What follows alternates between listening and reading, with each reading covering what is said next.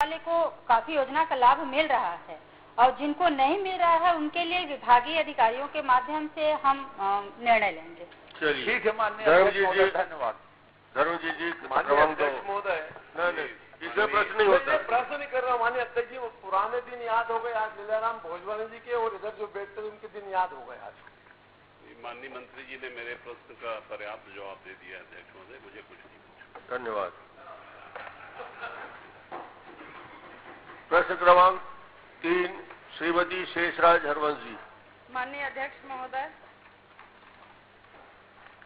माननीय मंत्री जी ने मेरे प्रश्न के जवाब में दिया है कि जनपद पंचायत बमनिंडी में 2 स्थल विवाद है, बलौदा में 2 जमीन विवाद है और नवागढ़ में 1 स्थल विवाद है।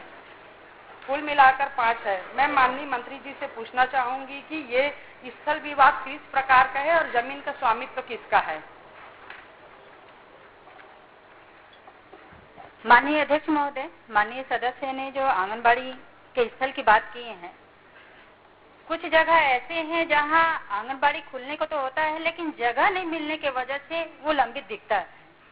तो कारण वही है कि अगर जमीन अगर कहीं पे दिख जाए, पंचायत के माध्यम से कहीं निर्धारित कर दें तो आंगनबाड़ी बन जाएगा।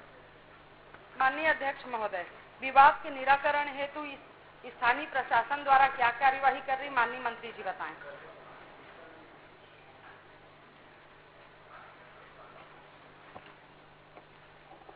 माननीय अध्यक्ष महोदय, मैं सदस्य का बात थोड़ा सा नहीं सुन पाई, रिपीट करिए। स्थल विवाद के कारण स्थानीय प्रशासन उसका क्या निराकरण कर रही है, आप बताएं। माननीय अध्यक्ष महोदय, मैं इस बात को पहले भी कही कि स्थल के निराकरण के लिए कलेक्टर द्वारा प्रयास किया जा रहा है कि वहाँ जगह चिन्हांकित करके आंगनबाड़ी बनाने की स्वीकृति मिले। माननीय अध्यक्ष महोदय, मेरे विधानसभा में पामगढ़ में 3 आंगनबाड़ी भवन है जो कार्य निरस्तीकरण की ओर है, और इसलिए निरस्तीकरण की ओर है क्योंकि बस्ती के अंदर जो पुराने आंगनबाड़ी केंद्र बने हैं वो 600 स्क्वायर फीट में है और अभी प्रस्तावित 1200 स्क्वायर फीट का है, और हमको गांव के अंदर, बस्ती के अंदर जगह नहीं मिल पा रही है। तो इसके लिए क्या उचित कोई प्रावधान है कि गाँव के अंदर उसको कैसे बनाया जाए, माननीय मंत्री? नहीं, उन्होंने कहा ना कलेक्टर से बोल के स्थान का चयन करेंगे और चयन हो जाए या आप कोई सुझाव देती हैं दूसरा आधार पर बन जाएगा। उन्होंने दूसरा प्रश्न कर लीजिए। माननीय अध्यक्ष महोदय, गांव सघन बस्ती है और उसमें जगह नहीं है। कलेक्टर साहब के द्वारा, पटवारी के द्वारा प्लान में लेआउट में तालाब के पार को भी देखा गया है, लेकिन छोटे बच्चों के लिए तालाब के पार, पानी के पास बनाना उचित नहीं है, तो उसको कैंसिल कर दिया गया है और गाँव के बाहर भी नहीं बना सकते क्योंकि छोटे बच्चों को लाने ले जाने में भी दिक्कत है। तो एक सुझाव ये है कि अगर वो 600 स्क्वायर फुट को अपन सेकंड फ्लोर में कर दें, 2 उसमें, तो वो ज्यादा सही रहेगा क्योंकि जमीन तो है नहीं गांव के अंदर ही। परीक्षण करा है जो बोला। माननीय अध्यक्ष महोदय, इसका परीक्षण करा लेते हैं। श्री भूपेश बघेल जी, क्रमांक 4। माननीय अध्यक्ष महोदय, आज प्रश्न काल बढ़िया आसानी से चल रहा है। ये भी प्रश्न उसी प्रकार से अध्यक्ष महोदय, बहुत सरल प्रश्न है। नहीं, आप आगे बढ़ना चाहते हैं? नहीं, आगे बघेल जी चाहे तो आगे बढ़ भी जाएगा। नहीं, आप प्रश्न करिए। बघेल से प्रश्न पूछ रहे हैं। पूछिए। माननीय अध्यक्ष महोदय, जैसा कि आपने उत्तर दिया कि 2022-23 में 58.11 लाख मीट्रिक टन चावल केंद्रीय पूल में जमा किया गया, 23-24 में 74.26 लाख मीट्रिक टन। इस साल केंद्रीय पूल में कितने चावल जमा करने की आपको अनुमति मिली है?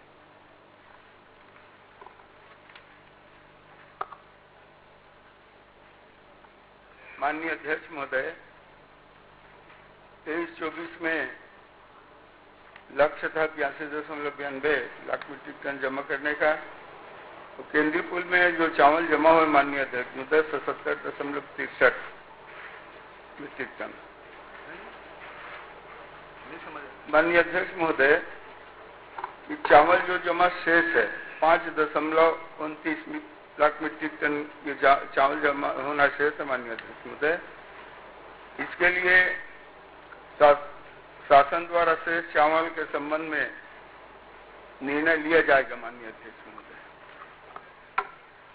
माननीय अध्यक्ष महोदय, मेरा सवाल उसमें ये नहीं था कि पिछले साल कितना बकाया है, लेकिन आपने उत्तर दिया, उसके लिए धन्यवाद। लगभग 5 लाख मीट्रिक टन चावल जमा करना शेष है और शासन स्तर पे जमा करना निर्णय लिया जाना है। तो शासन स्तर मतलब राज्य सरकार या भारत सरकार? राज्य सरकार के स्तर पे। मेरा सवाल तो ये है अध्यक्ष महोदय, अभी भी वही है, इस साल कितने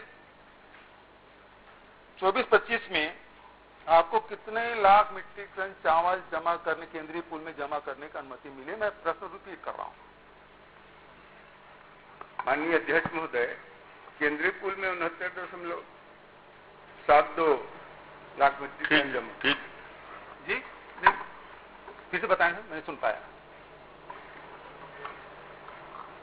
केंद्रीय पूल में जो लक्ष्य है 69.72 मीट्रिक टन, हाँ ये लक्ष्य है। और उसके विरुद्ध में कितना जमा कर पाए अभी तक से? चावल जो जमा शेष करना है अभी, वो लगभग 60 लाख मीट्रिक टन जमा करने का है। अभी मतलब 6 लाख मीट्रिक टन जमा कर चुके हैं, क्योंकि उत्तर में 3.52 है। 9.58 लाख मीट्रिक टन जमा हो चुका है। नहीं, मुझे जो उत्तर मिला है वो 3.52 का है।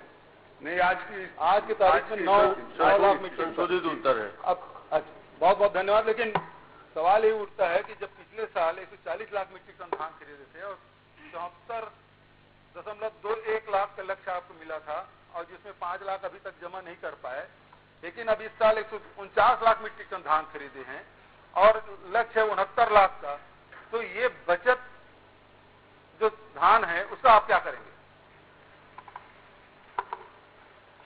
वही तो बताएं माननीय अध्यक्ष महोदय, इसका शासन द्वारा शेष चावल के संबंध में निर्णय लिया जाएगा माननीय। ठीक निर्णय। बचत धान का जो उपयोग आप करते थे वही उपयोग वो करेंगे। प्रश्न क्रमांक 5 श्रीमती भावना बोरा जी। धन्यवाद अध्यक्ष महोदय जी। अध्यक्ष महोदय जी, बारदाने से संबंधित मैंने प्रश्न पूछा था और इसमें चिंता का विषय भी अध्यक्ष महोदय जी कि बारदाने की उपलब्धता लगातार जूट के उत्पादन के कारण कम हो रही है। 2013-14 से अगर 24-25 तक के भी देखें तो लगभग 1,74,000 हेक्टेयर में इसके उत्पादन कम हो चुका है और धान का रकबा जिस तरीके से बढ़ रहा है, तो महोदय ये चिंता का विषय। तो बस मंत्री जी से मैं ये पूछना चाहूंगी कि क्या भविष्य में बारदाने के लिए कोई वैकल्पिक व्यवस्था, उसके पैकिंग के लिए कुछ और हम प्लान कर रहे हैं क्या? माननीय अध्यक्ष महोदय, जो नया बारदाना है जूट कमिश्नर से ही खरीदते हैं माननीय अध्यक्ष महोदय। नहीं, वैकल्पिक कोई व्यवस्था जो जूट के अतिरिक्त और कोई ऐसी व्यवस्था की है क्या, ये पूछ रहे हैं। माननीय अध्यक्ष महोदय, जो नया बारदाना का है और अन्य बारदाना जो है माननीय अध्यक्ष महोदय, ये अपने राइस मिलरों से लेते हैं और टीडीएस से भी। मैं अपना प्रश्न रिपीट करती हूँ। जिस तरीके से जूट की उत्पादन कम हो रहा है, पिछले 10 साल में लगभग 1,74,000 उत्पादन क्षमता कम हुई है जूट की, तो बारदाना क्योंकि जूट से ही बनता है, तो भविष्य में अगर उत्पादन इस तरीके से कम होगा तो क्या पैकिंग के लिए हम और कोई इसमें प्रोविजन हमने रखा है क्या, बारदाने के अलावा, जूट के बारदाने के अलावा? माननीय अध्यक्ष महोदय, अभी ऐसा नहीं है। वैसे कोई चिंता। ठीक है। प्रश्न क्रमांक 6 श्रीमती संगीता। सवाल प्रश्न और है? जी जी जी, बस 2 छोटे प्रश्न महोदय जी। पूछिए। बस ये पूछना चाहूंगी, क्या सरकार बारदाने की जो खरीदी है वो ओपन मार्केट से कर रही है क्या? माननीय अध्यक्ष महोदय, मैं बताया नए बारदाना जूट कमिश्नर से ही खरीदने का। इसमें मैं ये पूछना चाहूंगी, अगर हम जूट कमीशन के माध्यम से बारदाने की खरीदी कर रहे हैं, जिसका रेट अगर आप देखेंगे तुलना करेंगे अगर, तो ओपन मार्केट की दरों से कहीं ज्यादा है, तो क्या इसका कारण है कि ओपन मार्केट से खरीदी नहीं करके हम जूट कमीशन के माध्यम से इसकी खरीदी कर रहे हैं? क्योंकि दोनों के रेट में अंतर है, ओपन मार्केट में रेट कम है और जूट कमीशन में रेट ज्यादा है, तो क्या कारण है कि हम ज्यादा रेट में इसकी खरीदी कर रहे हैं? माननीय अध्यक्ष महोदय, केंद्र सरकार का निर्णय है कि जूट कमिश्नर से ही बारदाना खरीदने का। ठीक है, निर्देश है। एक लास्ट प्रश्न और पूछूंगी। मेरे प्रश्न का रहा कि उचित, मैं संतुष्ट नहीं हूँ जो जवाब आया है उससे। नहीं, जवाब सही दिया है। फिर भी एक मैं और माननीय मंत्री जी ने जवाब दिया, वो केंद्र सरकार के निर्देश हैं जी, और उसी आधार पे इनको उनसे खरीदने की मैंडेटरी है। एक अंतिम प्रश्न बस मैं और पूछूंगी, जो हमको जितनी जरूरत हमको अगर बारदाने की रहती है, तो क्योंकि हमारे पास ये विषय आ रहा था कि एक ही कंपनी से या एक ही इसके माध्यम से 50% से अधिक खरीदी हो रही है और बचे हुए 50% की खरीदी 3-4 लोगों से अलग अलग जूट कमीशन के माध्यम से हो रही। तो अगर एक ही कंपनी को अगर 50% एक मुश्त ऑर्डर जा रहा है तो उसके पीछे कुछ कारण है क्या? अगर दूसरी बात, अगर ऐसा कोई कारण है या वो संस्था एक बार उसको जानकारी उपलब्ध करा दे कि किस किस माध्यम से जूट कमीशन के माध्यम से कितना कितना % कहाँ से खरीदी हुई है।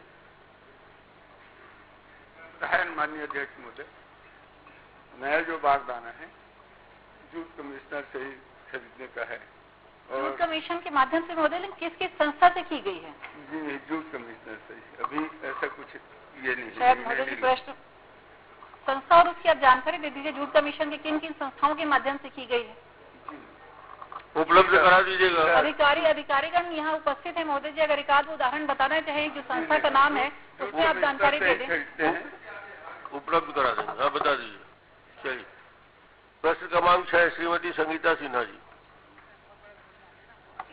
माननीय अध्यक्ष महोदय जी, मेरे प्रश्न के जवाब में मंत्री जी का आया है कि 2024-25 में मेरे विधानसभा क्षेत्र में समर्थन मूल्य पर कुल 2,22,500 मीट्रिक टन की खरीदी हुई है। आदरणीय अध्यक्ष महोदय जी, मैं जानना चाहती हूं कि 2024-25 में धान खरीदी के निर्धारित लक्ष्य क्या थे?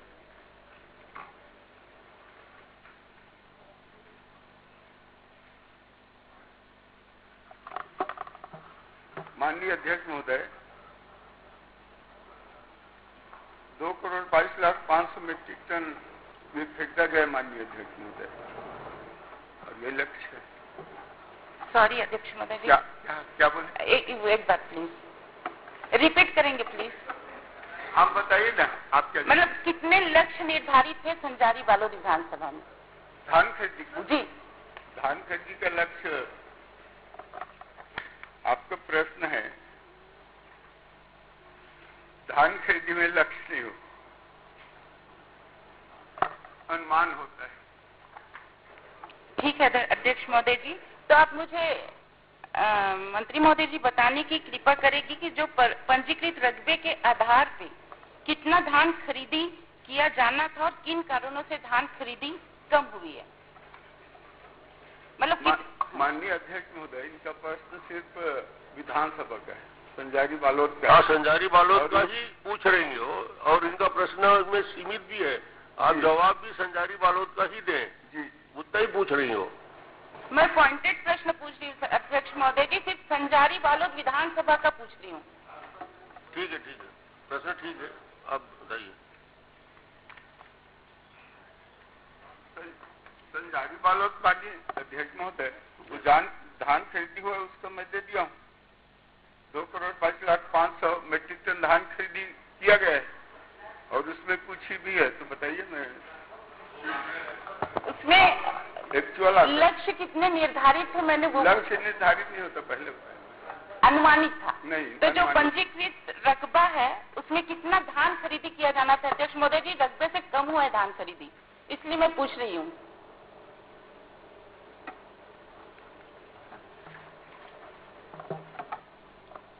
माननीय अध्यक्ष महोदय, जो भी है उसकी जानकारी पे दिया गया है अध्यक्ष महोदय। जितना धान खरीदी किया गया, जितना उठाव के संबंध में है, तो आपके उत्तर नहीं गया हुआ है।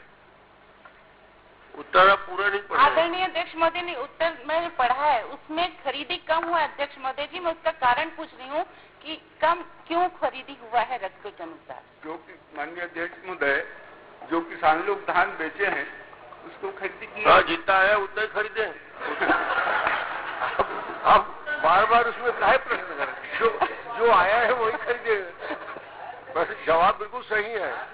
अब आप आगे बढ़िए। ठीक है, मैं आगे बढ़ जाती हूँ। अब अध्यक्ष महोदय जी, मैं आगे बढ़ जाती हूँ। मेरा तीसरा प्रश्न है अध्यक्ष महोदय जी कि जो क्या मिलर को देय जो होता है देयक प्रस्तुत करने की आवश्यकता होती है, ये उनके द्वारा अनुबंधित मात्रा में चावल जमा कर दिए जाने के बाद उन्हें राशि भुगतान किया जाता है क्या? देयक प्रस्तुत किया जाता है क्या? माननीय अध्यक्ष महोदय, जो मिलर का है माननीय अध्यक्ष महोदय, जो राशि भुगतान अभी शेष है माननीय अध्यक्ष महोदय 4,32,00,000 रुपए ये राशि अभी लंबित है माननीय अध्यक्ष महोदय। माननीय अध्यक्ष